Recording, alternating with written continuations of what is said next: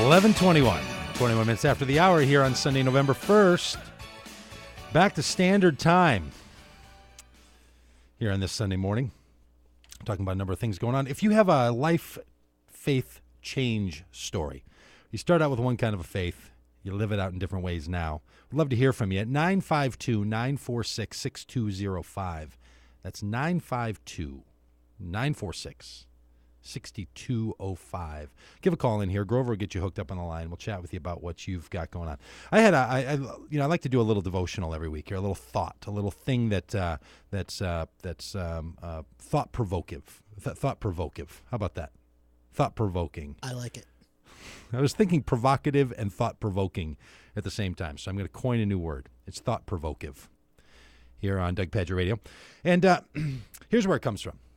It came out of my thinking about All Saints Day, actually. And All Saints Day being a time when the church traditionally has tried to look back at its own saints and then tended to sort of drive deeper into its own tradition. So all over the country today and all over the world, for people that follow these kinds of traditions in their Christian churches, they are going to be doing this conversation about the faith that they come from, the tradition that they come from, the good people that went before them. And as good as all that can be, sometimes it can create this impression, this idea that the way we do it is really the right way. It's kind of a good old homecoming day. It's like the homecoming day for churches. And so I was thinking about how there's all this difference in churches. And I don't know if you know this, Grover, but there's some people in the world that don't care for the way that I think about religion. It might surprise you, but as somebody who wants to tell the Jesus story, as somebody who wants to invite people into what I call the open-armed, hope-filled, alive and well faith of our day, the idea that you can invite conversation, you can invite input, that you can have big topics that we want to keep thinking, we want to keep growing, we want to keep knowing, we want to keep developing. Some people don't care for that so much. Some people aren't so much into that.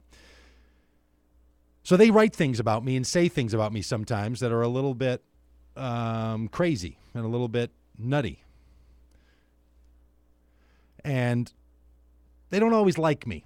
So I got this thing running through my head. Yeah, I know it's true. I mean, look, you Google my name sometime, Doug Pagitt, with one G in Doug and one G in Pagitt, and you're going to see that it starts out with a bunch of people on the internets that say nasty things about me. Call me names. All the rest. Now, that's just par for the course if you're going to be a public religious person. As sad as that is, there's always these people out there that just aren't going to like you. And then there's people that are just concerned about religious folks altogether, right? And they'll tend to say things. So when you're a public religious person, you sort of put yourself out into the world, and there's lots of people, unfortunately, lots of times Christian folks, who say stuff about you that's sometimes not true and not very right. So anyway, that's just sort of part of the whole deal, and I was doing some thinking about some of that this week.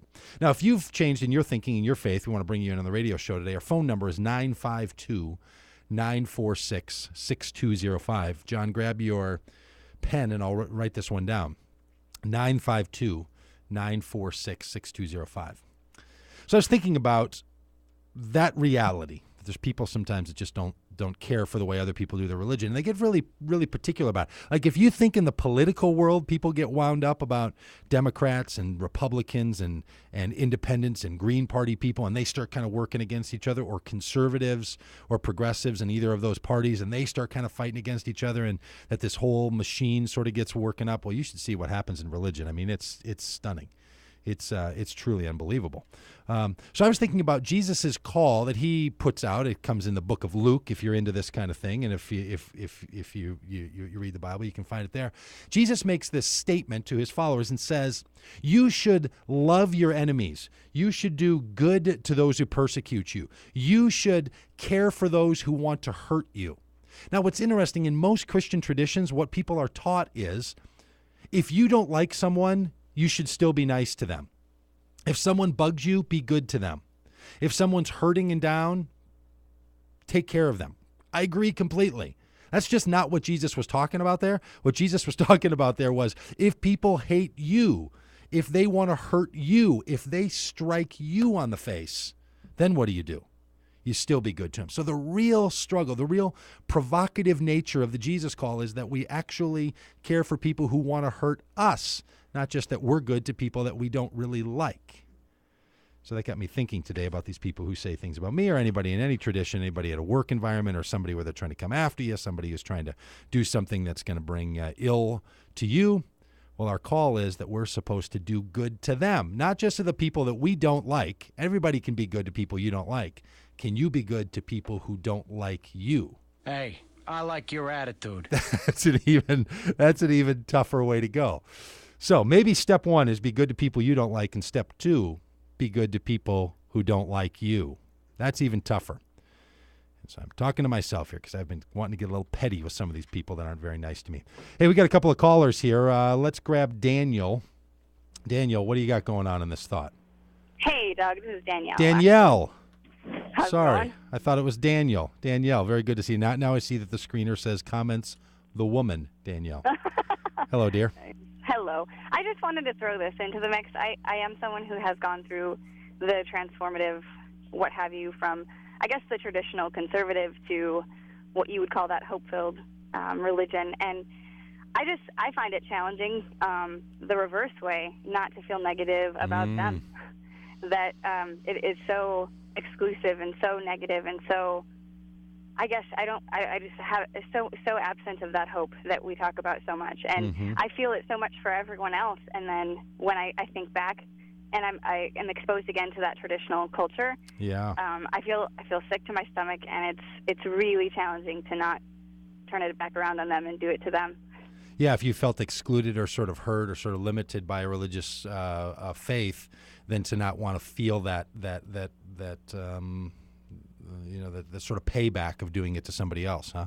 Or doing it back to them. Not as much based on my own negative experiences. Like I have those negative experiences as examples of, I guess, my disagreement with that theology. Yeah. But it's not. It doesn't feel like as a payback from what they've done to me. Like it's a broader issue with just that theology, I guess. Yeah.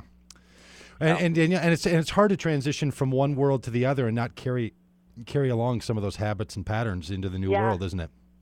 It's that whole thing about defining what you want, I guess, to be, as in as much as you can, by defining it by what you want instead of not just what I don't want to be. I don't want to be like them. Yeah, fantastic. That's Danielle from St. Paul. Let's go to John from Crystal. We'll try to squeeze one more in here before the break. John. Hey, how you doing? Great. How are you today? I'm doing just fine. Well, hey, I was thinking about my faith journey. I grew up. My mom was Catholic, and I went to Catholic church with her a little bit, and then didn't really have any connection, with God or whatever, and kind of came to faith in a very fundamentalist Assembly of God church, and kind of fell out of favor with that, and went through like a real Reformed theology period, and then kind of got more into like the charismatic movement, and then went through a whole kind of revolution with the emerging church. And I think what I've discovered is that, it's like, rather than like throwing away things, it's like I collected things along the way from each one of those experiences to kind of develop this kind of hybrid faith that I think I have now. What do you think about that? Yeah, I think that's what a lot of people have experienced. And frankly, it's a really new experience in religion. I don't know if you know that, but what you've experienced, John, is not normal for people around the world or through time. It used to be that if you were in one stream of faith, that's where you stayed. Yeah. And that's all you could ever do. And those are the only people you could ever know. The fact that you can move through and grab these different pieces is probably a hopeful part of where faith and religion in America could go. We'll be back with conversation with Shelley Pagitt here on AM 950 in a minute.